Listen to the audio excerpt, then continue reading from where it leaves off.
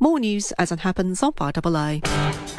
Power your next adventure in a Jeep Grand Cherokee Laredo from 46k drive away. Don't hold back. Visit your local Jeep dealer today.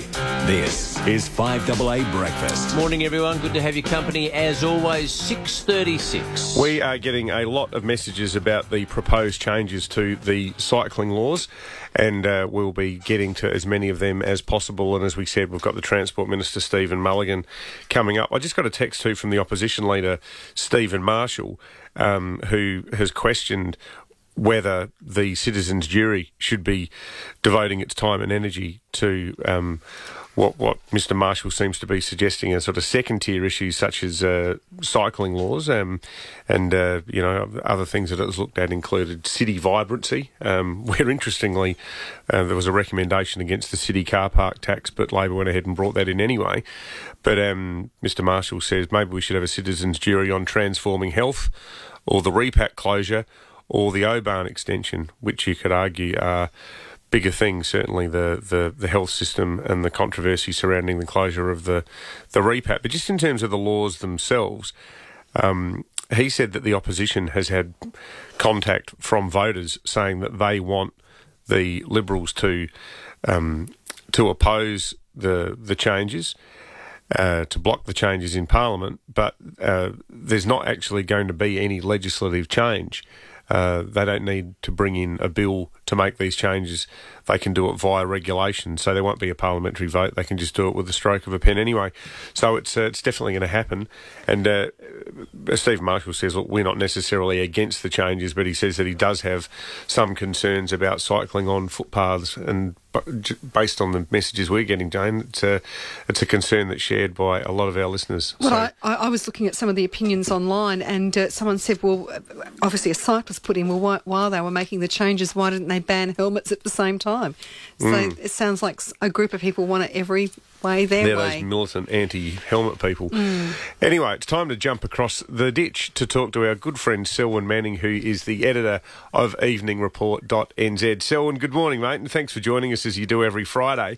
Now, we've been talking this week on our show about the Trans-Pacific Partnership deal, and the question of the foreign ownership of land is something that has come up a lot in Australia, particularly in the context of the real estate market. The same issue has got people fired up in New Zealand.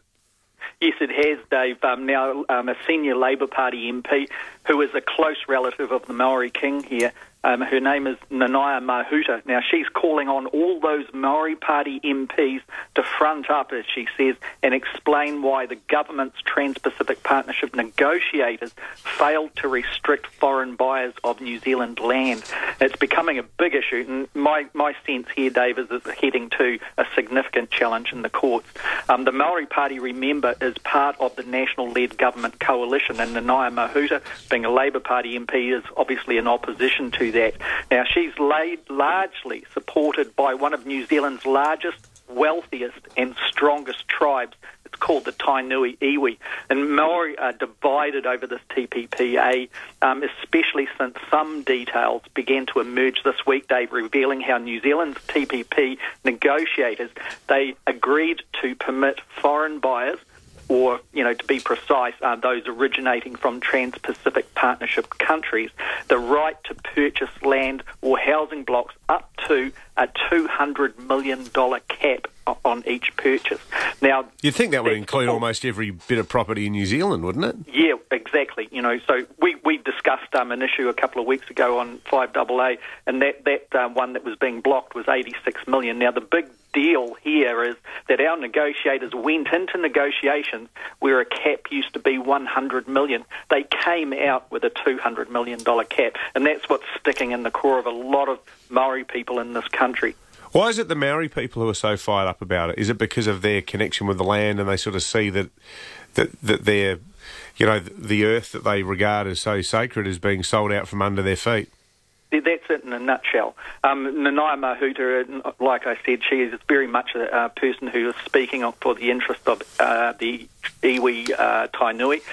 And she is saying exactly what you just said there, that basically Maori's aspirations, and particularly in self-determination, are linked to the sovereignty aspects of the land. And even where it's Crown-owned land, the fears in Maoridom are that the Crown would go and flog off the land to foreign buyers. And once again, that's a part of the land that is gone forever, that Maori may even be challenging on. Now, there was comparisons just quickly too that she pointed out that Australia's TPPA negotiators managed to secure your right to restrict foreign buyers, under your current policy.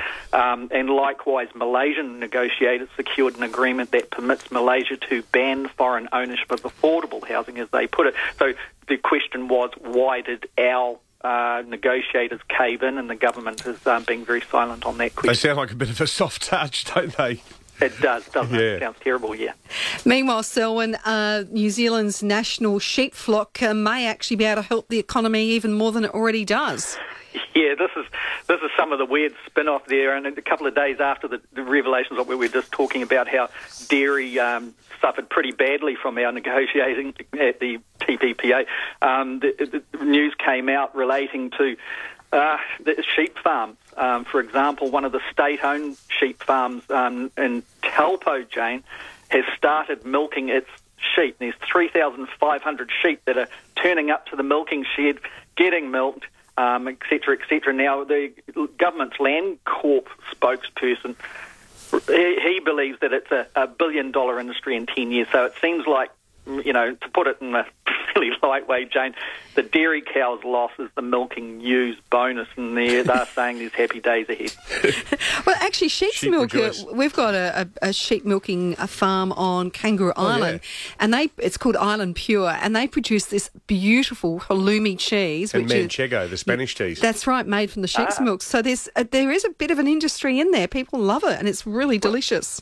Well, that relationship between Kiwis and sheep, there might be something in that we can squeeze out. So it'd be good. Hey, but in serious note, Jane, thank you and to Mark for putting up with my Kiwi monotone accent for this time.